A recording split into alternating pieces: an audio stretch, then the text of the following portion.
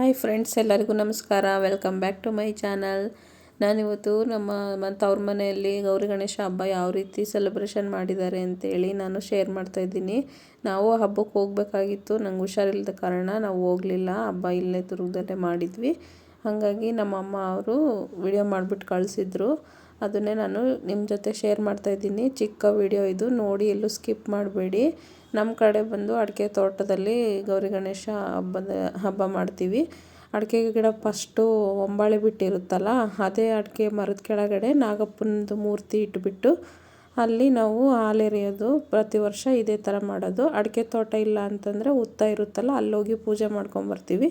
ಅಡಿಕೆ ಗಿಡ ಹಾಕಿ ಆದಮೇಲೆ ಅದು ಮೊದಲು ಒಂಬಾಳೆ ಬಿಟ್ಟಿರುತ್ತಲ್ಲ, ಆ ಮರದ ಕೆಳಗಡೆ ನಾಗಪ್ಪನದು ಮೂರ್ತಿ ಇಟ್ಬಿಟ್ಟು ಅಲ್ಲಿ ಆ ವರ್ಷದಿಂದ ನೆಕ್ಸ್ಟ್ ವರ್ಷ ಡೈಲಿ ವರ್ಷ ಕಂಟಿನ್ಯೂ ಆ ಥರ ನಾಗಪ್ಪನ ಮೂರ್ತಿ ಹಾಲೆರೆಯೋದು.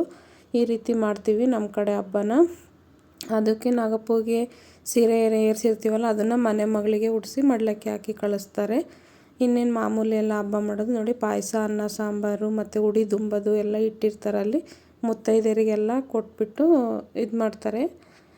ಅಲ್ಲಿ ಇಟ್ಟಿರ್ತಾರಲ್ಲ ದೇವ್ರ ಮುಂದೆ, ಅದನ್ನು ಈ ರೀತಿ ಸೆಲೆಬ್ರೇಷನ್ ಮಾಡ್ತೀವಿ ಫ್ರೆಂಡ್ಸ್. ನಮ್ಮ ಕಡೆ ಎಲ್ಲ ಹಬ್ಬ. ನಿಮ್ಮ ಕಡೆ ಯಾವ ರೀತಿ ಮಾಡ್ತೀರಾ ಅಂಥೇಳಿ ನೀವು ಕಾಮೆಂಟ್ ಮಾಡಿ ತಿಳಿಸಿ. ನೋಡಿ, ನಮ್ಮ ತೋಟ ಎಲ್ಲ ಈ ರೀತಿ ಇದೆ. ನಮ್ಮ ತೋಟದ ಟೂರ್ ನಾನು ಮಾಡಿದ್ದೀನಿ, ನೀವು ನೋಡಿದ್ದೀರಾ. ಅದೇ ತೋಟದಲ್ಲಿ ಇದು ಪೂಜೆ ಮಾಡ್ತಾ ಇರೋದು.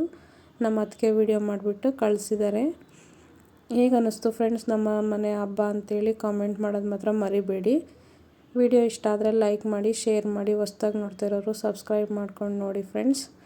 ಮತ್ತೊಂದು ವಿಡಿಯೋದೊಂದಿಗೆ ಮತ್ತೆ ಸಿಗ್ತೀನಿ. Bye friends.